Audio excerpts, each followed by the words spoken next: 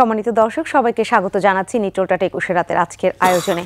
আজ আমরা কথা বলতে চাচ্ছি সাম্প্রতিক সময়ের রাজনীতি নিয়ে। রাজনীতিতে কি হচ্ছে, রাজনৈতিক দলগুলো কিভাবে এগোচ্ছে, এবং সেই জায়গায় বলতেই হচ্ছে যে যদি উত্তপ্ত পরিস্থিতির কথা বলি তখন আমরা রাজনীতি নিয়ে মাতামাতি একটু বেশি করি, কিন্তু যখন রাজনীতি বা রাজনৈতিক দলগুলো তাদের মতো করে কাজ করতে থাকে তখন সেই জায়গায় আমাদের আলাপচারিতাও একটু কমে যায়। তারপরেও একদম এই সময়ে এসে আমরা আবার সেই আলাপটা আজকে একটু করতে চাচ্ছি, এবং সেই আলাপে সঞ্চালক হিসেবে আমি ফেরদৌসী আহমেদ থাকবো, এবং আরও যে দুজনকে পেয়েছি আজকের এই নিটোলটা 21 রাতের স্টুডিওতে তাদের সাথে শুরুতেই আমি পরিচয় করিয়ে দিচ্ছি। আমাদের মাঝে আজ উপস্থিত হয়েছেন ইশাক আলী খান পান্না, সাবেক সাধারণ সম্পাদক বাংলাদেশ ছাত্রলীগ এবং কেন্দ্রীয় নেতা বাংলাদেশ আওয়ামী লীগ। সর্বডানে রয়েছেন সৈয়দ ইমরান সালেহ প্রিন্স, যুগ্ম মহাসচিব বিএনপি। আপনাদের দুজনকে স্বাগত জানাচ্ছি আজকের এই আয়োজনে। আজকের এই যে রাজনীতির আলোচনা, আমি একদম সর্বডানে রয়েছেন সৈয়দ ইমরান সালেহ প্রিন্স, আপনাকে দিয়ে শুরু করতে চাই। যেহেতু এখন একদম যে কমিটি ভেঙে দেয়া, যুব দলের কথাই আবার আংশিক কমিটি ঘোষণা করা, এই যে ব্যাপারগুলো আসছে, এর থেকে ছাপিয়ে কথা উঠছে যে কেন সম্মেলনটা এত বছরে হয়নি। এইটাই শুরুতে একটু জানি। সম্মেলন তো আসলে বলা হয় যে এটা তো গঠনতন্ত্রে রয়েছে, এটা করতে হবে, কিন্তু কেন করা হয়নি? ধন্যবাদ আজকে আমাকে এই শোতে আমন্ত্রণ জানানোর জন্য, এবং একই সাথে জনাব ইশাক আলী খান পান্না এখানে উপস্থিত রয়েছেন, তাকেও শুভেচ্ছা জানাচ্ছি, দর্শক শ্রোতাদেরকেও শুভেচ্ছা জানাচ্ছি। আপনি যে প্রশ্নের অবতারণা করছেন, এটা বলতে চাই আমাদের এটা একটা সাংগঠনিক প্রক্রিয়ার অংশ। এখন কমিটি পুনর্গঠন, কমিটি গঠন, এগুলো একটা সাংগঠনিক প্রক্রিয়ার অংশ, এবং গঠনতন্ত্র মেনেই কিন্তু এগুলো করা হয়। আর আপনি বললেন সম্মেলন করার মতো পরিস্থিতি কি বাংলাদেশে আছে? রাজনৈতিক পরিস্থিতি, আমরা একটা সভা করতে পারি না। আমি আপনাদেরকে 2016 সালে ফিরিয়ে নিতে চাই, যে 2016 সালে বিএনপির যে জাতীয় কাউন্সিল আমরা করলাম, কি পরিস্থিতির মধ্যে করতে হয়েছে, কোথাও আমাদেরকে জায়গা দেওয়া হয়নি। এমনকি কাউন্সিলের আগে আমাদের বিএনপি সেন্ট্রাল অফিসে আপনার পুলিশ ঢুকে সেখানে প্রচণ্ডভাবে আপনার টর্চার করে সেই কাউন্সিলের যে কাগজপত্র ছিল, ট্রাঙ্কের পর ট্রাঙ্ক, সেই কাগজপত্র সব নিয়ে গেছে। কাউন্সিলররা যে ফিস জমা দিয়েছিল সেই ফিসের টাকা পর্যন্ত আমরা পাই নাই। তো সেইখানে তারপরেও আমরা কিন্তু কাউন্সিল থেকে পিছপা হইনি, কাউন্সিল করব সেই প্রত্যয়ে ছিলাম। তারপর আমাদের কোথায় জায়গা দিয়েছে জানেন? ইঞ্জিনিয়ার্স ইনস্টিটিউটের কার পার্কিংয়ে। বিএনপির মতো একটা সংগঠনে জাতীয় কাউন্সিল ইঞ্জিনিয়ার্স ইনস্টিটিউটের কার পার্কিংয়ে আমাদের করতে হয়েছে। এটাই হলো বাস্তবতা। তো আজকে সেই পরিস্থিতিতেও নাই, আমি কোথায় কাউন্সিল করব? আর এই কাউন্সিল ছাড়া কমিটি হবে না, এটা তো পূর্ণাঙ্গ কমিটি করতেছি না আমরা, এটা কনভিনিং কমিটি হচ্ছে। কনভিনিং কমিটিতে আপনার কাউন্সিল করার প্রয়োজন হয় না, এটা দলের গঠনতন্ত্রেই আছে। না, সেটা তো এই যে এখন যুব দলের সেই আংশিক কমিটি আসলো, কিন্তু যদি বলি যে বাংলাদেশ জাতীয়তাবাদী দল সেই জায়গাটায় কাউন্সিল করতে দিচ্ছে না, একদম সরকার পক্ষ বা ক্ষমতাসীন দল করতে দিচ্ছে না, আপনারা সেখানে পাচ্ছেন না। 2016 সালের পরে আপনাদের কোনো ধরনের প্রপোজাল গিয়েছে কিনা যে আমরা একটি কাউন্সিল করব আমাদের জায়গার জন্য? সেরকম চেষ্টাটা ছিল কিনা সেটা জানতে চাই। নির্বাচন কমিশন হচ্ছে রেগুলেটরি কমিশন রাজনৈতিক দলগুলোর ক্ষেত্রে। সেখানে আমরা নির্বাচন কমিশনে রাজনৈতিক দলগুলো নিবন্ধন দেওয়া হয়। গঠনতন্ত্র আমরা কাউন্সিলে অনুমোদন করে সেখানে আমরা জমা দিই, সেটা তারা গ্রহণ করে, বা যেটা যদি দেখে যে সেখানে কোনো কিছু ব্যত্যয় ঘটেছে সেটা আবার তারা ফেরত পাঠায়, সেটা আবার কারেকশন করে দেওয়া হয়।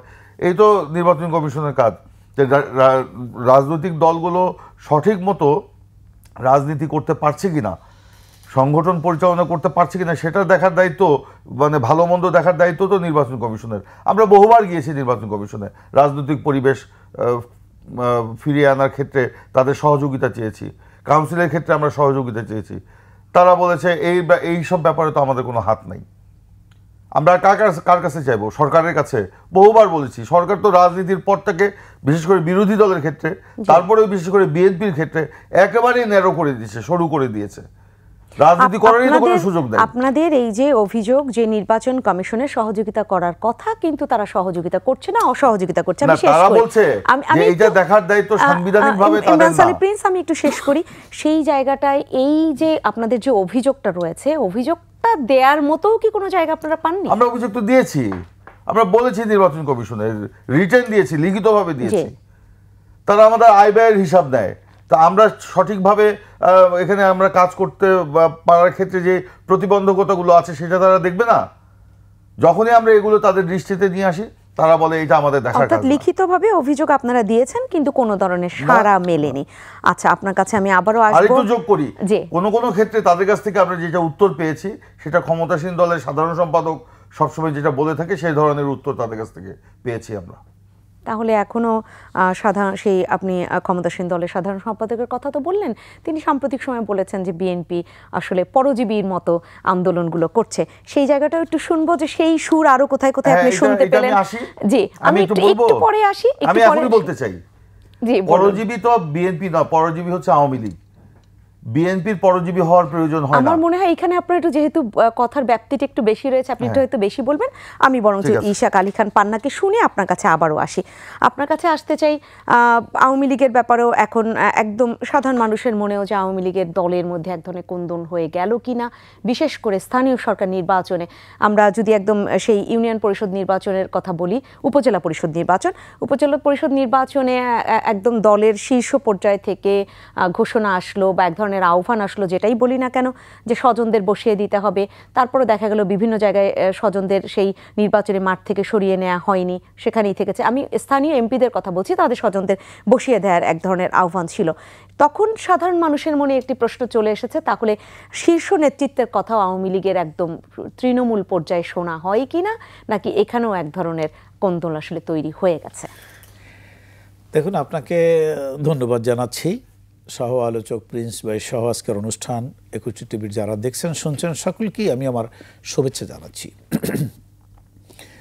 আওয়ামী লীগ একটি বিশাল অর্গানাইজেশন, যে দল গণতন্ত্রের মধ্য দিয়ে সৃষ্টি হয়েছে। এদেশের সকল অর্জনের নেপথ্যে বাংলাদেশ আওয়ামী লীগ। এ দলের বর্তমান সভাপতি আমাদের পরম শ্রদ্ধেয় নেত্রী বঙ্গবন্ধু কন্যা জননেত্রী শেখ হাসিনা।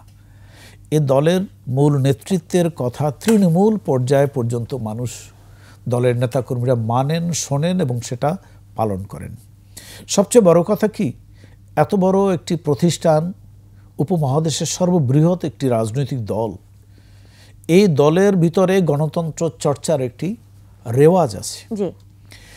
তারই ধারাবাহিকতায় আজকে যে প্রশ্নটিতে আপনি নিয়ে আসলেন, উপজেলা নির্বাচনে আওয়ামী লীগের বিভিন্ন পর্যায়ের নেতাকর্মীরা অংশগ্রহণ করেছেন এবং আমাদের কেন্দ্রের থেকে একটি আহ্বান ছিল স্বজনরা যাতে নির্বাচনে না থাকে। দেখুন, আপনার স্বজন বলতে কি বুঝান সেটা একটা ব্যাখ্যা থাকতে হয়। আর এই আহ্বানকে নিশ্চয়ই আমার আওয়ামী লীগের নেতাকর্মীরা শ্রদ্ধাভরে গ্রহণ করেছে। অনেক জায়গা থেকে এমপি, মন্ত্রী এবং দলীয় নেতাদের আত্মীয় স্বজন, নিকট আত্মীয় স্বজন যারা, তারা অনেকে কিন্তু সরে দাঁড়িয়েছে।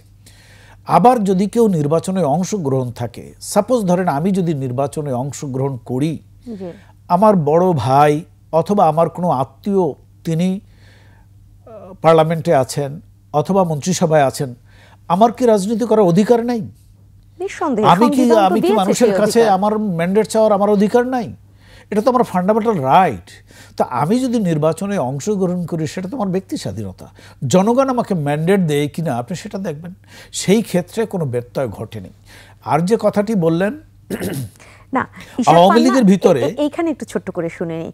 আপনি যেটা বললেন যে জনগণ ম্যান্ডেট দিলে তো যে কেউ নির্বাচনে অংশ নিতে পারে, নির্বাচনী মাঠে আসতে পারে, বা আমি যদি বলি যে আমি নির্বাচন করতে চাই, আমার তো সেই সাংবিধানিক অধিকারটুকু রয়েছে যে নির্বাচন, যদি জনগণ আমাকে মনে করি যে স্থানীয় জনগণ আমাকে চাচ্ছে, তাহলে সেইটা কেন দলের একদম কেন্দ্রীয় পর্যায় থেকে ভাবা হলো না? আর যদি সেটা বিশেষ বিবেচনায় নিয়ে এই ঘোষণাটা আসে, তাহলে সেই শ্রদ্ধাটা কেন তৃণমূলে রাখা হলো না? শ্রদ্ধা সহকারী তৃণমূল এটা মেনে নিছে এবং আওয়ামী লীগ এই ঘোষণাটি দিয়েছে উচ্চ পর্যায়ে আমাদের নীতি নির্ধারণী মহল থেকে, এই কারণে যে একটি প্রবীণ রাজনৈতিক দল, এই দলের বিভিন্ন লেয়ার, বিভিন্ন স্টেজ, বিভিন্ন ধাপে ধাপে অসংখ্য নেতাকর্মী আছে, তারা দিনের পর দিন মেধা, শ্রম বিনিয়োগ করে এই দলটি তিলে তিলে গড়েছেন। তাদের একটি ম্যান্ডেট পাওয়ার, তাদের একটি সুযোগ পাওয়ার অধিকারও আছে। সেই ক্ষেত্রে যারা আমাদের প্রত্যন্ত অঞ্চল এবং সারা বাংলাদেশে রাজনীতি যারা করছেন, সেই সমস্ত শ্রদ্ধেয় ব্যক্তিবর্গ নির্বাচনে অংশগ্রহণ করতে চায়। সেইখানে যদি মন্ত্রী মহোদয় তার ভাইকে সরিয়ে নেয়, আবার এমপি সাহেব অথবা অন্য নেতা যদি তার নিকট আত্মীয়কে সেখান থেকে সরে নেয়, তা আমার দীর্ঘদিনের পরীক্ষিত একজন নেতা সেখানে সুযোগটা পাবে। আর বিশেষ করে দেখেন, এই সঠিক ব্যক্তিকে পছন্দ করার সুযোগ জনগণকে দিয়েছে বঙ্গবন্ধু কন্যা শেখ হাসিনা। তৃণমূল থেকে বলেছেন যার খুশি তারা নির্বাচনে অংশগ্রহণ করবেন, মানুষ যাকে ভোট দেয় তিনি জনপ্রতিনিধি হয়ে আসবেন। আর যে কথাটি আপনি বলেছেন কোন্দল, আওয়ামী লীগের আভ্যন্তরীণ কোন্দল বলতে কিছুই নেই। হ্যাঁ, নেতৃত্বের অনেক জায়গায় প্রতিযোগিতা থাকে, নেতৃত্বের অনেক সময় লড়াই থাকে, যেটা আকাঙ্ক্ষা থাকে। নেতার তো আকাঙ্ক্ষা থাকতেই পারে বিভিন্ন পর্যায়ে জনপ্রতিনিধি হওয়া, সেটা উপজেলায় হোক, ইউনিয়ন হোক, পার্লামেন্টে হোক, একটা না জায়গায় স্বীকৃতি রাজনীতিবিদরা চায়। সেই মানসিক দ্বন্দ্ব যদি বলি যে একদম কর্মীদের মধ্যে ছড়িয়ে পড়লে সেটা তো কোন ধরনের সৃষ্টি করে কিনা সত্যিকার অর্থে? সেই ধরনের আকাঙ্ক্ষা থাকতে পারে, কিন্তু কোনো কোন্দল ওইভাবে অভ্যন্তরীণ নেই। কোথাও যদি কোনো দ্বিমত সৃষ্টি হয়ে থাকে সেটি আলোচনার ভিত্তিতে সেটি সমাধান করা হয় এবং দলের উপরে সেই নিয়ন্ত্রণ নেতৃত্বের আছে, যেটি বিএনপির ভিতরে নাই। কারণ বিএনপি দেখেন একটি রাজনৈতিক দল, যার দলের ভিতরে কোনো গণতন্ত্র নেই। যে দলের জন্য সেই ডেডিকেশন একদম প্রত্যেক নেতা কর্মীরই রয়েছে। অবশ্যই যেটি আপনি বিএনপির কথা যদি বলেন, প্রিন্স ভাই যেটি বললেন তাদের সম্মেলনের কথা, দেখেন আওয়ামী লীগ কিন্তু একদম লোয়ার টায়ার থেকে প্রতিটি ইউনিট তাদের সম্মেলনের মধ্য দিয়ে নেতা নির্বাচন করে এবং বাংলাদেশ আওয়ামী লীগের সভানেত্রী নির্বাচন মানে সম্মেলনের নির্বাচন হয়, সেই নির্বাচন আগে তিনি তার অবস্থান থেকে পদত্যাগ করে তিনি বসেন, কাউন্সিলররাই নির্ধারণ করেন, ডেলিগেটরাই নির্ধারণ করেন তার নেতাকে, যেটা বিএনপির ভিতরে নেই। 16 সালের পর বিএনপি কিন্তু নির্বাচন তাদের দলীয় সম্মেলন করেন নেই। বললেন যে কোনো সভা সমাবেশ করতে দেয় না, কিছুদিন আগেই কিন্তু তার পার্টি অফিসের সামনে বিশাল তার একটি সমাবেশ করেছে, শান্তিপূর্ণ সমাবেশ করেছে। এই শান্তিটা কখনো কখনো অশান্তি হয়, কিন্তু দলের ভিতরে তাদের গণতন্ত্র নেই। প্রেস রিলিজের মাধ্যমে তাদের নেতা নির্বাচিত হয়। 16 সালের কথা তিনি যুক্ত করেছেন যে 2016 সালে তারা যখন সর্বশেষ সেই কাউন্সিল করেছেন, তখনও তাদেরকে ইঞ্জিনিয়ারিং ইনস্টিটিউটের সেই গ্যারেজ, আপনি তাই তো বলেছেন, কার পার্কিং এর জায়গাটা দিয়েছে। এখানে আপা একটু বোঝার ভুল আছে। কার পার্কিং বলতে আপনি ইঞ্জিনিয়ারিং ইনস্টিটিউটে নিঃসন্দেহে গিয়েছেন, বিশাল একটি জায়গা, চতুর্পাশে প্রাচীর দেওয়া, এটি ওনাদের সম্মেলনকে সুসংহত করার জন্য, আরো শান্তিময় করার জন্য, আরো মানে যাতে ঘটনা না ঘটে। কর্মীর সংখ্যা এত বেশি যে অত অল্প জায়গায় তাদের হয় না। না, এটা বিশাল জায়গা, এটা বিশাল জায়গা। এখানে আওয়ামী লীগ সম্মেলন করেছে, এখানে বিএনপিও কোনো সময় সম্মেলন করেছে, অন্য পার্টি জাতীয় পার্টিও সম্মেলন করেছে, অনেক বিশাল একটি বড় জায়গা। কিন্তু সেটা কার পার্কিং বললে ভুল হবে, ওটা একটি ওপেন স্পেস। হ্যাঁ, যদি নতুন বিল্ডিং হয়েছে কার পার্কিং থাকে, অতএব এটা সুসংগঠিত জায়গা। এখন যে অভিযোগটা সৈয়দ ইমরান সালেহ প্রিন্স তুললেন যে 2016 সালেই কার পার্কিং পেয়েছেন, এরপর বিভিন্ন জায়গায় তারা বাধাগ্রস্ত হচ্ছে, নির্বাচন কমিশনের কথা বললেন এবং সরকারের কথাও বা ক্ষমতাসীন দলের কথা যে নানানভাবে যেহেতু বাধা দেয় তারা সেই জায়গাটা থেকে আর কাউন্সিল করার মতো জায়গায় আসতে পারেন না। মাধ্যমেই আমি কাছে বিনীতভাবে জানতে চাই যে ওনরা কাউন্সিলের অ্যারেঞ্জমেন্ট করেছে, সারা বাংলাদেশকে নোটিশ করেছে, দলের ভিতরে তারা প্রস্তুতি নিয়েছে এবং যারা আইন শৃঙ্খলার দায়িত্বে আছে তাদের কাছে ওনরা কোনো আবেদন করেছে কোনো জায়গা নিয়ে, এমন কোনো ঘটনা আছে? নিশ্চয়ই নাই। অতএব বলার জন্য বলা যায়, বাস্তবে কিন্তু বিএনপি প্রেস রিলিজের মাধ্যমে তাদের কমিটি হয়। আরেকটি কথা বলে রাখি, যেমন আগে বেগম জিয়া ওনাদের দলের চেয়ারপারসন ছিলেন, উনি প্রেস রিলিজ দিতেন, এখন কিন্তু সেটি লন্ডন থেকে প্রেস রিলিজ আসে, যেটি তারেক জিয়া সাহেব আগে তার নাম লিখতেন তারেক জিয়া, এখন বাবার নামটি বাদ দিয়ে তারেক রহমান লেখে। অতএব ওনাদের ভিতরে যে সংস্কার হয়েছে, এই সম্মেলনের কালচারটাও বাদ গেছে, ওনাদের প্রেস রিলিজের মাধ্যমে কমিটি আসে, যেটা নিয়ে দ্বন্দ্ব চলতেছে, যেটা নিয়ে পত্রপত্রিকায় লেখা হয়েছে, যেটা নিয়ে ক্ষোভ বিক্ষোভ চলতেছে, সেটা আপনারা মিডিয়ার মাধ্যমে দেখতে পেরেছেন। আজকে পত্রপত্রিকা খুললেও দেখতে পাবেন যে বয়োবৃদ্ধ যারা দীর্ঘদিন জিয়াউর রহমানের সাথে এই দলটি যারা করেছে, আজকে তারা ক্ষোভে ফেটে পড়েছে, তাদের ভিতরে অন্তর্দ্বন্দ্ব সৃষ্টি হয়েছে, তাদের বিরুদ্ধে গ্রুপিং তৈরি হয়েছে। অতএব এটার যখন বহিঃপ্রকাশ হবে তখন বলবেন কি সরকার ইন্ধন দিচ্ছে, আমাদের দলের ভিতরে ভাঙ্গন সৃষ্টি করছে, আমাদের দলের ভিতরে বিক্ষোভ তৈরি করে দিয়েছে, আমাদের ভিতরে অসন্তোষ তৈরি করে দিয়েছে। পার্টি অফিসে যতবার তাদের হামলা হয়েছে, নেতারা নির্বাচিত হওয়ার পর দলের অফিসে যেতে পারে নাই, রাস্তায় মারামারি হয়েছে, এটা তাদের আভ্যন্তরীণ কোন্দল। কেন? যে দলের ভিতরে গণতন্ত্র নাই, সে দলের ভিতরে এটা হওয়া স্বাভাবিক। সেই দলের ভিতরে হওয়া স্বাভাবিক। সত্যি কতটা স্বাভাবিক সৈয়দ ইমরান সালেহ প্রিন্স, আপনি তো এখানে রয়েছেন, আমার মাধ্যমে প্রশ্নটা আপনাকেই রাখা হয়েছে, অভিযোগগুলো আপনাকেই করা হয়েছে, নিঃসন্দেহে আপনি বলবেন। দেখুন, ইসাক আলী খান পান্না যে কথাগুলো বললেন, সেগুলো কথা যদি প্রত্যেকটার আমি উত্তর দিতে যাই দীর্ঘ সময় লেগে যাবে। আশা করি সময়টা আপনি আমাকে দিবেন। প্রথমেই বলি যে তারেক রহমান নাকি আগে তারেক জিয়া নামে পরিচয় দিতেন, এখন বাবার নাম কেটে নাকি উনি নিজে তারেক রহমান নামে পরিচয় দেন। এটা অবাস্তব, বানোয়াট, ভিত্তিহীন, এবং শুধু ভিত্তিহীনই নয়, এটার কোনো মানে বিষয়ই না, এটা কোনো সুযোগই নাই। তারেক রহমান প্রথম থেকেই তারেক রহমান নামেই পরিচিত। উনি ওনার সার্টিফিকেট তারেক রহমানের নামে, তারেক রহমান নামে। উনি যখন বিএনপিতে সদস্য হয়েছেন, বগুড়া জেলা বিএনপির 1 নম্বর সদস্য ছিলেন, তখনও তারেক রহমান নামে। যখন দলের সিনিয়র যুগ্ম মহাসচিব হয়েছেন, তখনও তারেক রহমান নামে হয়েছেন। যখন দলের সিনিয়র ভাইস চেয়ারম্যান হয়েছেন, তখনও তারেক রহমানের নামে হয়েছেন। এখন ভারপ্রাপ্ত চেয়ারম্যান, এখনও তারেক রহমানের নামে। তারেক রহমান কখনোই তারেক জিয়া নামটা ব্যবহার করতেন না। উনি বলেছেন, আমি বাবার পরিচয়ে কেন আমি পরিচিত হব, আমি ওনার ছেলে, আমি ওনার ওই রাজনৈতিক পরিবারের সন্তান, ঠিকই আছে, আমি তো অস্বীকার করি না, করবো না, কিন্তু আমি তারেক রহমান, আমার যে পারিবারিক নাম, সেই পারিবারিক নামে আমি পরিচিত। আমরাও তারেক রহমানকে কখনোই তারেক জিয়া বলি নেই। জিয়াউর রহমান জিয়াউর রহমান, তারেক রহমান তারেক রহমান। বাবার নাম সেই জিয়া ব্যবহার করে তাকে রাজনীতিতে সুবিধা দিতে হবে, এই জিনিস তারেক রহমান কখনো করেন নাই। তিনি বলেছেন, আমি একদম সাধারণ নেতাকর্মীদের মতোই আমি রাজনীতি করব, আমি তারেক রহমান নামে পরিচিত। যেটা সে কারণে এইটা নিয়ে ইসাক ভাই যে কথা বললেন সেটা সঠিক নয়। আর বলেছেন কাউন্সিল কোন সময় আমরা দিয়েছি কিনা, আমি তো আগেই তো বলেছি বাংলাদেশে কাউন্সিল করার মতো কোনো পরিবেশ আছে? কাউন্সিল করতে হয় একেবারে নিচের লেভেল থেকে, ওয়ার্ড, ইউনিয়ন, উপজেলা, তারপর জেলা, মহানগর, পৌর, এগুলো করে করে করে করে কাউন্সিল করতে হয়। সেই কাউন্সিল করার মতো বাংলাদেশে পরিবেশ আছে? আমরা তো কোনো সবাই করতে পারি না। যদিও সবার অনুমতি দেওয়া হয়, সবার আগের দিন রাত্রে 11টার সময় বলে 26টা শর্ত দিয়ে, সেটা জেলায় হোক বা কেন্দ্রে হোক, 26টা শর্ত দিয়ে তারা দেয়, এই শর্ত মেনে আপনাদেরকে করতে হবে। তো একটা কাউন্সিল করতে গেলে কতদিন সময় লাগে প্রস্তুতি, সেই সময় কি আছে? আর এখন তো আমরা এই যে পান্না ভাইদের কর্তৃত্ববাদী শাসনের বিরুদ্ধে আমরা লড়াই করছি, এটাই হচ্ছে আমাদের একমাত্র এখন উদ্দেশ্য। এই লড়াই করতে করতে ওনারা আমাদের আপনারা কোনো ধরনের পারমিশন পাচ্ছেন না, তাহলে পারমিশনের আমি বলি, আমি আসছি লড়াই পরিবেশ নাই বলছেন, কিন্তু পরিবেশটা যদি কিভাবে নাই সেটা বুঝতে হলেও আবেদন করতে হয়, সেটা করেছেন কিনা? পরিবেশ আমরা একটা কাউন্সিল করতে গেলে একটা শান্তিপূর্ণ পরিবেশ লাগে, পিসফুল অ্যাটমসফিয়ার লাগে, সেটা নাই বাংলাদেশে। আপনি কোন পরিবেশ চিঠি দিয়ে আমি কি সে পরিবেশ করতে হবে? জি, কিন্তু সেই সাথে আপনার বিরুদ্ধে আরেকটা যে অভিযোগ করা হয়েছে যে যার কারণে দেশের বাইরে থেকে সেই তালিকা চলে আসে, সেটা কি কাউন্সিল না হলেই কি সেভাবে আসা উচিত কিনা দলের জন্য? উনি দলের ভারপ্রাপ্ত, আমাদের তারেক রহমান দলের ভারপ্রাপ্ত চেয়ারম্যান। বেগম খালেদা জিয়াকে এই আওয়ামী লীগ একটি ফরমাইশি রায় দিয়ে যখন তাকে জেলে আটক রেখেছে, এখন জেলে আটক রাখার পরে এখন তাকে গৃহবন্দী করে রাখা হয়েছে। সেই কারণে সেই জেলে আটক উনি যখন মানে তাকে আটক করা হয় দণ্ড দিয়ে, সেই পরের দিনই দলের জাতীয় স্থায়ী কমিটির সভায় এটা করা হয়েছে, এবং আমাদের দলের গঠনতন্ত্রেই আছে যে দলের senior vice chairman Ishaq Ali Khan Panna, যেটা আমি একটু যুক্ত করে দেই, আমাকে বলতে দেন। জি জি, ভারপ্রাপ্ত চেয়ারম্যান হিসাবে তিনি দায়িত্ব নিয়েছেন। ভারপ্রাপ্ত চেয়ারম্যান কাজটা কি? ভারপ্রাপ্ত চেয়ারম্যানের যে কাজ, সেই কাজটা উনি করছেন। উনি কি প্রেস রিলিজ কি এমনি এমনি পাঠিয়ে দিচ্ছেন? কোনো জায়গায় আলোচনা হয় না এইসব নিয়ে?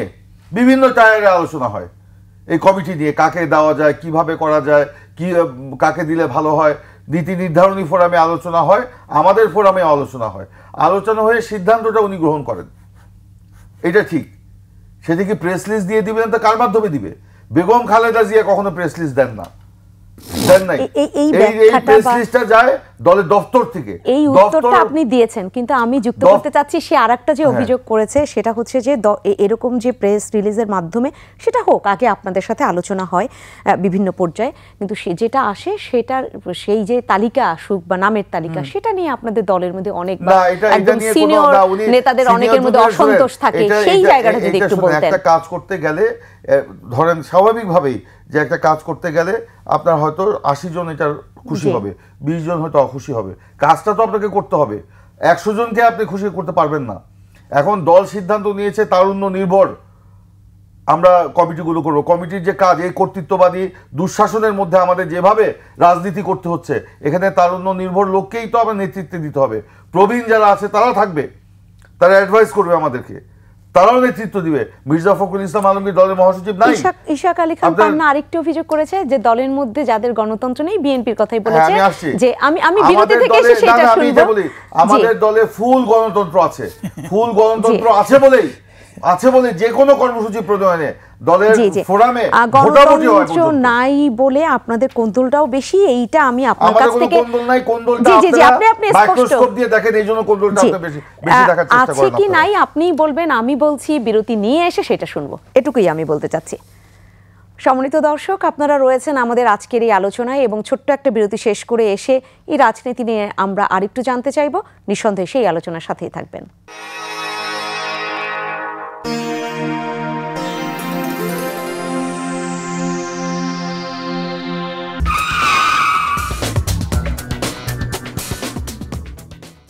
আবারও ফিরে এলাম নিটোলটার 21 রাতের আজকের আয়োজনে। আজ কথা হচ্ছে রাজনীতির হালচাল, অর্থাৎ সাম্প্রতিক সময়ে রাজনৈতিক দলগুলো কে কিভাবে আছে, কে কি কাজ করছে। যদি বলি যে বিরোধী পক্ষদের আন্দোলন কি পর্যায়ে রয়েছে, সেই জায়গাটা তারা কতটা গড়ে তুলতে পারলেন, কিংবা যদি দলের সেই সাংগঠনিক সক্ষমতা বাড়ানোর জায়গাটার আলোচনাটাও একটু করি, তাহলে এখন যে অবস্থায় রয়েছে সেই আলোচনাটাই করবার চেষ্টা করছি। সৈয়দ ইমরান সালে প্রিন্স, আপনাকে বলেছিলাম যে আমি বিরতির পর আপনার কাছেই আবার ফিরবো। এই অভিযোগটা আবারও আমি তুলে ধরছি, যে অভিযোগটা করেছেন ইশাক আলী খান পান্না, যে দলের মধ্যে গণতন্ত্র নেই তাদের মধ্যে কোন্দল দেখা দেয়, সেই জায়গায় বিএনপির মধ্যে এই ধরনের আন্তঃকোন্দল রয়েছে। আপনি সেই জায়গাটায় বলবেন। দেখুন, বিএনপিতে কোনো আন্তঃকোন্দল নেই, আছে আপনার যে কি আছে সেটা হচ্ছে আপনার কোনো বিষয় নিয়ে হয়তো একটা ফোরামে যখন বসবেন, আমি তো বললাম 80 জন একটা পক্ষে বলবে, 20 জন হয়তো সেটা বিপক্ষে বলবে। যখন একটা সিদ্ধান্ত নিবে, তখন আবার সিদ্ধান্ত বাস্তবায়নে সকলে মিলেই আমরা কাজ করি। এটাই তো গণতন্ত্র।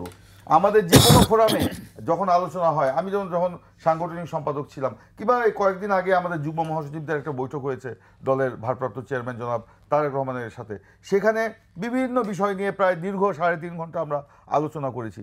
একটা বিষয় নিয়ে উনি সেটা ভোটে দিয়েছেন যে এই ব্যাপারে বলেন তো কে কোন কি চান। আমরা 3 জন একসাথে ছিলাম, 2 জন আরেক দিকে ছিল।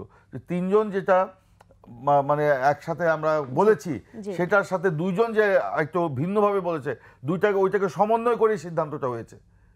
তাহলে কি এটা কি গণতন্ত্র নয়? আমাদের একটি কর্মসূচি প্রণয়নের ক্ষেত্রে আপনার এই যে 28শে অক্টোবরের আগে, আমি তখন সাংগঠনিক সম্পাদক ছিলাম দলের, সাংগঠনিক সম্পাদকদের মিটিং প্রায় 30 জন আমরা উপস্থিত ছিলাম, সাংগঠনিক এবং সহ সাংগঠনিক সম্পাদক। সেখানে একটি কর্মসূচি নিয়ে ভোটাভুটি হয়েছে 25 এবং 5 ভোট। সেই ভোটেও তো আপনার সেই কর্মসূচি প্রণয়ন হয়েছে। সেটা কি গণতন্ত্র নয়?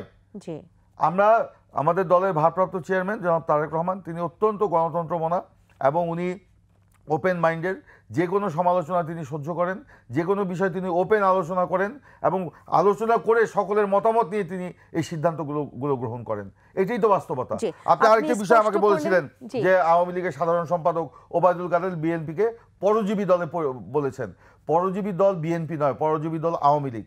কারণ 7ই জানুয়ারি নির্বাচন তারা ভারতের উপর নির্ভর করতে করেছে। আমি বলেছি পরজীবী আন্দোলনের কথা বলেছে। 7ই জানুয়ারি নির্বাচন তারা ভারতের উপর নির্ভর করে সেই নির্বাচনটা করেছে। ওবায়দুল কাদের নিজে বলেছে 7 জানুয়ারি নির্বাচনে ভারতকে তাদের পাশে পেয়েছে। এখন এই যে চীনে গেলেন শেখ হাসিনা, সেই চীনে যাওয়ার ক্ষেত্রেও ভারতের অনাপত্তি দিতে হয়েছে। ভারতের কাছে বলে উনি চীনে গিয়েছেন। বা আওয়ামী লীগের পররাষ্ট্রমন্ত্রী হাসান মাহমুদ তিনি বলেছেন। তো পরজীবী দল কারা? আওয়ামী লীগ। আর কোটা বিরোধী আন্দোলন কিংবা শিক্ষকদের আন্দোলনের উপর নির্ভর করে বিএনপি আবারও সময় দিব, কিন্তু অনেকক্ষণ বসিয়ে রেখেছি ইশাক আলী খান পান্নাকে। আপনাকে এখন শুনতে চাই, বিভিন্ন বিরোধী দল তো সরকার দলীয় ব্যাপারে নানান ধরনের মন্তব্য ছুড়ে দেয়, অভিযোগ করে। সেই জায়গায় কত বড় বিরোধী দল, মাঠের কত বড় বিরোধী দল, কিংবা সেরকম যদি নাও হয়, আমি একদম নাম উল্লেখ করে বলছি, জাতীয় সমাজতান্ত্রিক দল এই সাম্প্রতিক সময়ে একটি কথা বলেছে যে একেবারেই আওয়ামী লীগ জাতীয়তাবাদী এখন শক্তি নয়, তারা জাতীয়তাবাদ বিকাশের উপযোগী কোনো ধরনের রাজনীতি গড়ে তুলতে পারছে না, রাষ্ট্র নির্মাণেও তাদের পক্ষে আর সম্ভব নয়। এই যে অভিযোগ, এই অভিযোগের আসলে সত্যটা কতটুকু মেলে?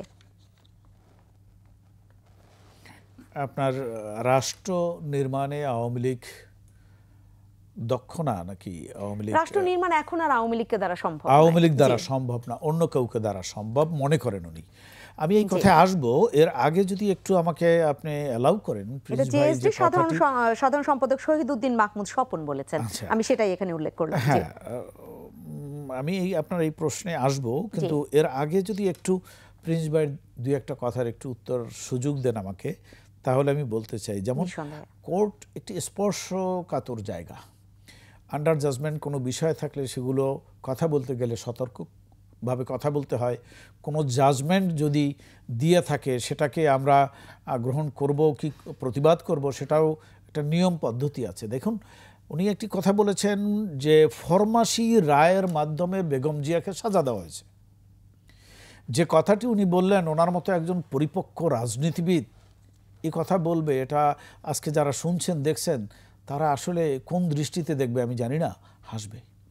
কারণ কি, এই রায়টি হয়েছে বেগম জিয়ার বিরুদ্ধে একটি এতিমের টাকা আত্মসাৎ মামলায়, যে মামলার পরিপূর্ণ চুলচেরা বিশ্লেষণের মাধ্যমে অপরাধটাকে যখন প্রমাণ হয়েছে, এবং এই মামলাটি ছিল তত্ত্বাবধায়ক সরকারের আমলে। 3 জন তত্ত্বাবধায়ক সরকারের আমলে মূল কুশলী ছিলেন যে ইয়াজউদ্দিন, মঈনুদ্দিন এবং ফখরুদ্দিন। এই 3 জন হয়েছে বিএনপির সৃষ্টি, বিএনপির আজ্ঞাবহ, এবং সেনাপ্রধানকে 7 জন 8 জনকে ঢেঙিয়ে ওনাকে এনে বেগম জিয়া সাহেব সেনাপ্রধান করেছিলেন। তাদের দেওয়া মামলা কোর্ট সমস্ত সাক্ষী প্রমাণের মধ্যে প্রমাণ পেয়েছে, ওনাকে রায় দিয়েছে। সেটা ফরমাইশির রায় হবে কার? এবং সেই মামলায় উনি সাজাপ্রাপ্ত আসামি। একমাত্র বাংলাদেশে একমাত্র নেত্রীর পক্ষে সম্ভব হয়েছে, যিনি হলেন বঙ্গবন্ধুর কন্যা শেখ হাসিনা। যেমনি বঙ্গবন্ধুর হৃদয় তার কন্যার তদ্রূপ। তার মহানুভব এবং তার উদারতার কারণে, বিশেষ দয়ায় তিনি ওনাকে বাড়িতে রেখেছেন, জেলখানায় না রেখে। এটা বঙ্গবন্ধু কন্যার পক্ষে সম্ভব। এক্সিকিউটিভ পাওয়ারে তিনি একটি দয়া দেখিয়েছেন, অন্য কিছু না। অর্থাৎ মামলাটি তো ফরমাইশি না। আজকে সেই বেগম জিয়া সাজা খাটতেছেন, এটা কি আওয়ামী লীগের দোষ? শেখ হাসিনার দয়াটার কথা তো বললেন না।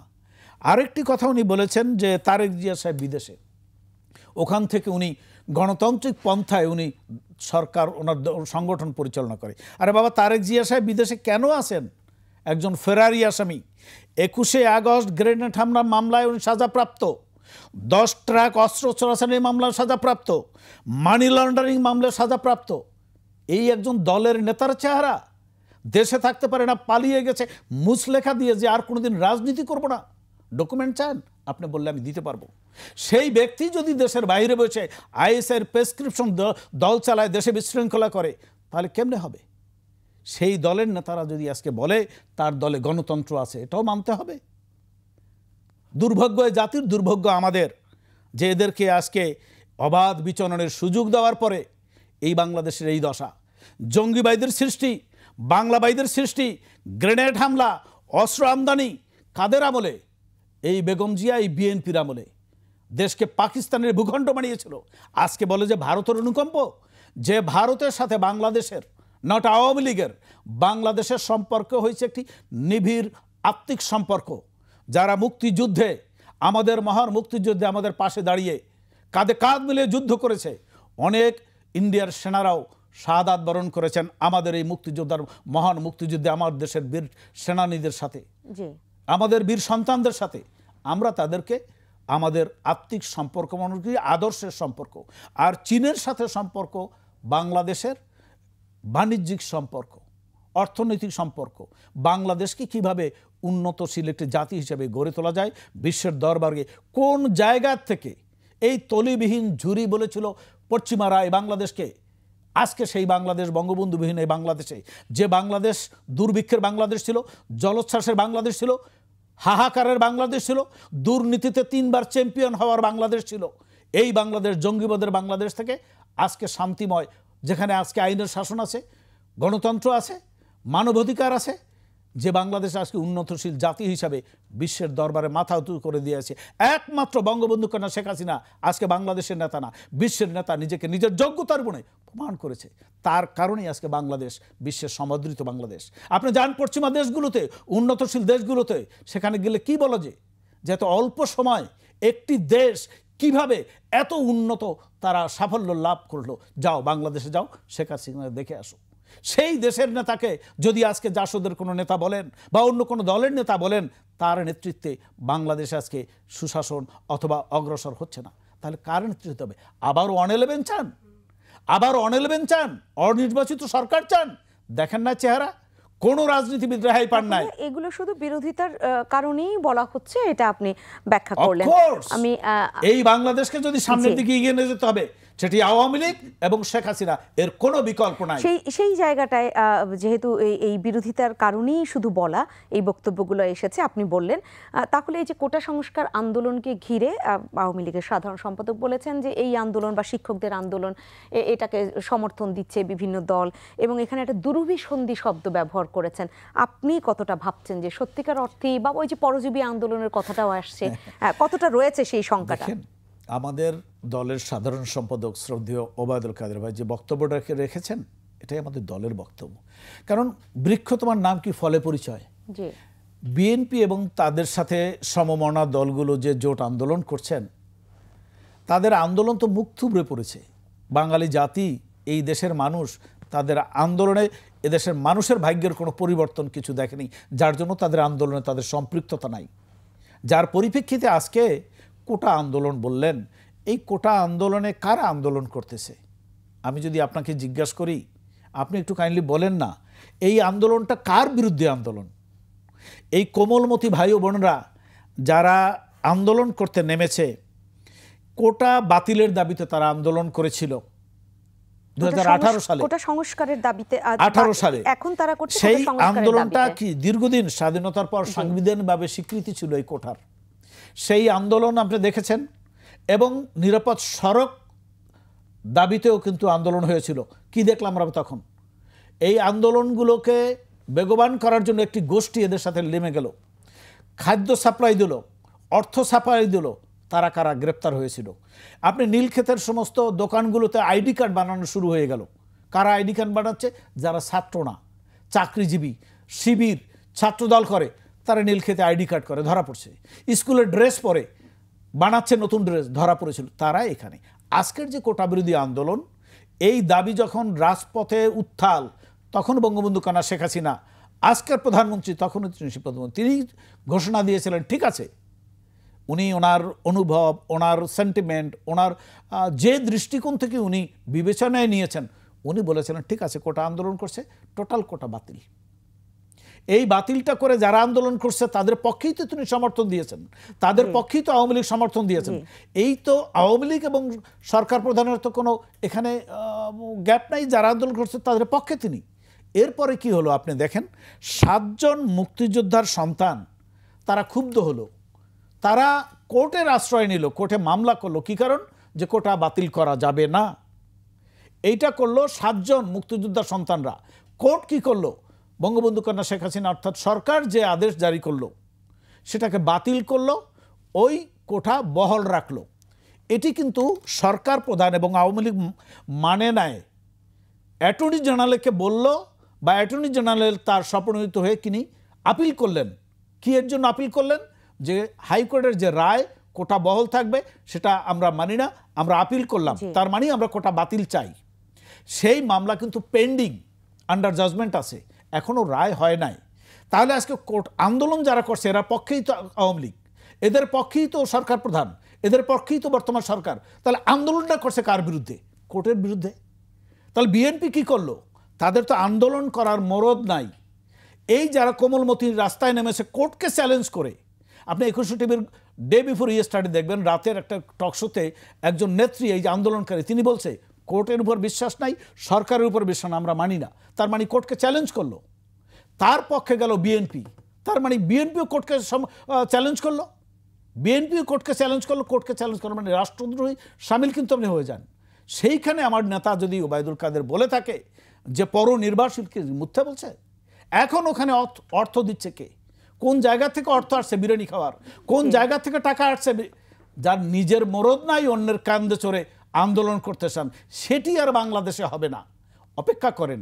আমি গতকালকেও বলেছি, আজকেও বলি, আমরা সকলেই অনুভব করি যে এই আন্দোলনের যুক্তি আছে, এই আন্দোলনের যুক্তি আছে। মেধাবীদের সুযোগ দেওয়া, প্রথম তো রিটেন পরীক্ষা হবে, রিটেন পরীক্ষা যারা পাশ করবে তারাই তো মেধাবী। এখানে আপনাকে একটু আমি একটা তথ্য দিয়ে যাই। গত 2018-তে যারা আন্দোলন করেছিল, নেতা যারা সামনের সারিতে থাকে, আমরাও রাজপথে লড়াই করেছি, সংগ্রাম করেছি গণতন্ত্রের জন্য, এই বাংলাদেশে আইনের শাসনের জন্য, বঙ্গবন্ধু হত্যার বিচার জন্য, জঙ্গিবাদ নিপাত যাওয়ার জন্য আমরাও রাস্তায় ছিলাম। সেই নেতারা 31 জন নেতা কোনো পরীক্ষায়, বিসিএস সহ কোনো পরীক্ষায় পাশ করে নাই। ও কিসের নেতা? ও কিসের মেধা? যদি কোনো জায়গায় পাশ না করেন, আপনি কিসের মেধার বিকাশ হবেন? আপনি রিটেন পরীক্ষায় তো পাশ করেন না, কোটা তো তারপরে। তো সেই জন্য আমরা কোটার প্রতি ব্যক্তিগতভাবে আমি কোটাকে সমর্থন করি। সেটা হতে পারে কি, মুক্তিযোদ্ধা থাকবে, মুক্তিযোদ্ধাদের বাতিল করে বাংলাদেশকে মুক্তিযুদ্ধকে অস্বীকার করে কিছু হবে না। আমি এক সেকেন্ড সময় নিচ্ছি, আমি একটা সেকেন্ড আপনাকে শেষ করি কথাটা। সেখানে মুক্তিযোদ্ধাদেরকে অসম্মান করে এই কোটাকে বাতিল করে বাংলাদেশের অস্তিত্বকে স্বীকার করবে না। মুক্তিযোদ্ধাদেরকে সারা জীবন আপনাকে সম্মান দিতে হবে, সামনে রাখতে হবে। এখানে দেখেন আপনার নিরগোষ্ঠী আছে, এখানে প্রতিবন্ধী আছে, অন্য সবকিছু মিলিয়ে একটি সুষ্ঠু সমাধান যদি কোর্ট বিবেচনা করেন, এরকম যদি একটি কোনো রায় আসে, তাহলে অন্তত অপেক্ষা করতে হবে। না, আমি আরেকটু শেষ করতেছি যে এই আন্দোলনে কি করতেছে, জনমনে দুর্ভোগ সৃষ্টি করতেছে। ইন্টারমিডিয়েট পরীক্ষা চলতেছে, ছাত্ররা পরীক্ষার হলে যেতে পারতেছে না, মানুষ তার অভিভাবকরা দুর্ভোগ পোহাচ্ছে। কালকে দেখেন ঘন্টার পর ঘন্টা সকলে রাস্তায় বসে রয়েছে, অ্যাম্বুলেন্সে যেতে দিতে চাচ্ছে না। এটা কি আন্দোলন? আমরাও তো আন্দোলন করেছি। আমি আন্দোলন নিয়ে আজকে কথা বলছি না, রাজনীতি নিয়ে আজকে কথা হচ্ছে। সৈয়দ ইমরান সালেহ প্রিন্স, আপনার কাছে আসতে চাই। সেক্ষেত্রে আওয়ামী লীগ যে শঙ্কা প্রকাশ করছে যে এই ধরনের যে আন্দোলনগুলো চলছে, শিক্ষকদের একদম সেই স্বায়ত্তশাসিত যে পাবলিক বিশ্ববিদ্যালয়গুলো, সেই শিক্ষকরা প্রত্যয় স্কিম নিয়ে আন্দোলন করছে, শিক্ষার্থীরা কোটা সংস্কার এই দাবিতে আন্দোলন করছে, সেই আন্দোলনগুলোতে ইন্ধন যোগাচ্ছে বিএনপি বা আরও বিরোধী পক্ষ। আপনি সেই জায়গাটায় কি বলবেন? দেখুন, ইন্ধন নয়, আমরা সমর্থন দিয়েছি, কারণ ওদের দাবিটা যৌক্তিক এবং সেই যৌক্তিক দাবির প্রতি আমরা সংহতি প্রকাশ করেছি। ইন্ধন দেওয়ার তো প্রশ্নই উঠে না। বিএনপির মতো দল ইন্ধন দিবে কেন? আর এখানে পান্না ভাই বলে গেলেন কতগুলো কথা, যে কোটার যে বিষয়, এই ভুলটা তো প্রধানমন্ত্রী নিজে করেছেন। 2018 সালে যখন এই কোটা সংস্কারের আন্দোলন শুরু হলো, তখন তিনি এই আন্দোলনের চাপে রেগে মেগে সংসদে দাঁড়িয়ে তিনি বললেন সব কোটা বাতিল। কারণ সেই কোটা বাতিলের কথা তো তখন কেউ বলেনি, সংস্কারের কথা বলা হয়েছিল। কিন্তু উনি ওই পরাজয়ের কারণে রেগে আপনার বাতিলের ঘোষণা দিয়ে দিলেন এবং পরিপত্র জারি করা হলো বাতিল। তখনও কিন্তু বলা হয়েছিল বাতিল কেউ চায় না, সংস্কার করুন। এখন আবার সেটা আদালতের ঘাড়ে বন্দুক রেখে আপনার এই কাজটি করা হলো। আমাদের মহাসচিব মির্জা ফখরুল ইসলাম আলমগীর কালকে একটু কথা বলেছেন। আমরা এই আন্দোলনকে দুভাবে দেখি। একটা হচ্ছে এই দাবি যৌক্তিক এবং আন্দোলনও যৌক্তিক, কিন্তু এই প্রসঙ্গটার এই আদালতকে দিয়ে আপনার এইভাবে বাতিলের রায় নিয়ে এসে আপনার এই ছাত্রদেরকে আবার আন্দোলনে নামিয়ে দেশের যে আসল সমস্যা, এই যে ভারতের সাথে যে সমঝোতা স্মারক করে আসছে, যেটা বাংলাদেশের স্বার্থবিরোধী, সেটাকে আড়াল করা হচ্ছে কি না? দেশের আজকে কর্তৃত্ববাদী শাসন কায়েম হয়েছে, মানুষের দুর্ভোগ, নিত্য প্রয়োজনীয় দ্রব্যমূল্য, মহামারী, দুর্নীতি, সেগুলোকে আড়াল করার জন্য এই আন্দোলনকে তৈরি করা হলো কিনা, দুইভাবে কিন্তু আমরা জিনিসটা দেখছি। তো তারপরেও আমরা বলবো যে বিএনপি জনগণের দল হিসাবে ছোট্ট একটা প্রশ্ন আছে যে সেইটা আড়াল করবার জন্য সরকার বা যদি বলি ক্ষমতাসীন দল একটি আন্দোলন গড়ে তুললো শিক্ষার্থীদের মাধ্যমে। আমি একটু শেষ করি, আমি শেষ করে নিঃসন্দেহে ভুল ইন্টারপ্রেট করছেন। সরকার সে আন্দোলন গড়ে তুললো না, সরকার সে আন্দোলনকে উস্কে দিল। আচ্ছা, উস্কে দিল মানে আন্দোলনটা সঠিকভাবে হচ্ছে। যখন এই রায়টা আসলো সে কারণে সবাই বিক্ষুব্ধ। তিনি বলেছেন আমরা কোর্টের বিরুদ্ধে অবস্থান নিয়েছি। ভাই, বাংলাদেশে কি হচ্ছে এই কর্তৃত্ববাদী শাসনে? কোথা থেকে কার আঙ্গুলি হেলে কি হয় এটা বাংলাদেশের মানুষ জানে। আমার প্রশ্নটা শেষ না করলে আপনি তো বলতে পারবেন না, কারণ আমি কি জানতে চাচ্ছি। আপনি উস্কে দিল যেভাবেই বলেন না কেন, সেইটা হলো, সেই জায়গাটা আমি কথা বলতে চাচ্ছি না। আমি বলতে চাচ্ছি তাহলে তার আগে যে আপনি বললেন যে দ্রব্যমূল্যের এই যে ঊর্ধ্বগতি বা মূল্যস্ফীতি যেভাবেই বলেন না কেন, সেই জায়গাটায় জনগণকে সাথে নিয়ে বিএনপি কি কোনো আন্দোলন করেছি? আমি প্রতিনিয়ত কথা বলছি, শুনেন, আমি তো আগেই বলছি রাজনীতির স্পেসটা এখন নাই, আন্দোলন করার সেই স্পেস নাই। আজকে এই কর্তৃত্ববাদী শাসন কায়েম করে দামি নির্বাচনের মধ্য দিয়ে সরকারকে চাপে আমি ফেলার আসছি, কোনো স্পেস নেই? আমার কথাটা শুনে তারপর উত্তরটা দেন, আপনি প্রশ্ন করেন। আমরা তারপরেও তো আমরা নিত্য প্রয়োজনীয় দ্রব্যমূল্যের ঊর্ধ্বগতির প্রতিবাদ করেছি, এই যে বিদ্যুতের দাম, গ্যাসের দাম বৃদ্ধির, মূল্য বৃদ্ধির প্রতিবাদ করেছি। আমরা কয়েকদিন আগে আমরা দুর্নীতির বিরুদ্ধে আমরা সারা দেশে আন্দোলনের কর্মসূচি দিয়েছি। আবার বেগম খালেদা জিয়ার মুক্তির দাবিতে আমরা আন্দোলন করছি। আরও সামনে কর্মসূচি আসছে। সরকার তো ইস্যু দিচ্ছে, এই ইস্যু ভিত্তিক আন্দোলনগুলো আমাদের হবে, এটা অবাস্তব কথা নয়। আমরা 2-1 দিনের মধ্যে আপনারা সেই কর্মসূচিগুলো দেখতে পাবেন। আজকে যে কথাটা আমি বলছিলাম, সরকার যে এই যে কোটা বিরোধী আন্দোলনে আজকে তারা বিপাকে পড়েছে বলেই কিন্তু এখন বলছে অপেক্ষা করেন পূর্ণাঙ্গ রায়ের জন্য। সেই পূর্ণাঙ্গ রায় লেখার বিষয় নিয়ে কোথার থেকে কি হচ্ছে আমরা জানি না, আমাদের হয়তো অপেক্ষা করতে হবে। কিন্তু আমরা যেটা বলতে চাই যে কোটা বাতিল নয়, কোটা সংস্কার করতে হবে। মুক্তিযোদ্ধারা এই জাতির শ্রেষ্ঠ সন্তান, অবশ্যই তাদের বিষয়টা মাথায় রাখতে হবে, নারীদের ব্যাপারটা মাথায় রাখতে হবে, পিছিয়ে পড়া প্রান্তিক জনগোষ্ঠী তাদের কথাও মাথায় রাখতে হবে। তাই বলে কি 56% কোটা দিয়ে কোনো মেধাভিত্তিক কোনো জনগোষ্ঠী গড়ে উঠতে পারে না, সেখানে কমিয়ে আনতে হবে। হ্যাঁ, সেটা কত পার্সেন্ট হবে সেটা নিয়ে আপনি আলোচনা করেন, বিশেষজ্ঞদের সাথে কথা বলেন, নিজেরা আলোচনা করেন, রাজনৈতিক দলগুলোর সাথে আলোচনা করেন, সেখানে সিদ্ধান্ত নেন। কিন্তু সেটা না করে আপনারা একটা জটিল কুটিল বিষয়গুলো সেগুলোকে নিয়ে আপনারা সামনে নিয়ে আসবেন আর জনগণকে আপনারা বৃদ্ধাঙ্গুলি প্রদর্শন করবেন, তা তো হতে পারে না। আমি শেষ করি, এখানে আমাকে কতগুলি প্রশ্ন এসছে।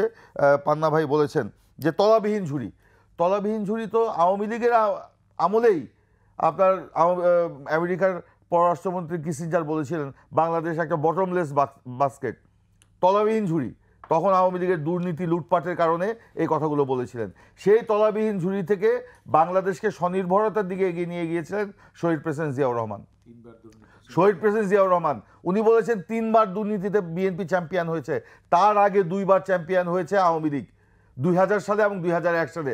স্বাধীন বাংলাদেশে সর্বপ্রথম বাংলাদেশের দুর্নীতিতে চ্যাম্পিয়ন হয় আওয়ামী লীগ 2000 সালে এবং 2001 সালে। তারপরে সেই ঘানি বিএনপি সরকারকে আমলে টানতে হয়েছে 2002-2003-এ। সেখানেও আমরা সেইখানে ব্যবস্থা নেওয়ার পরিপ্রেক্ষিতে দুর্নীতির মাত্রা কমে এসেছিল।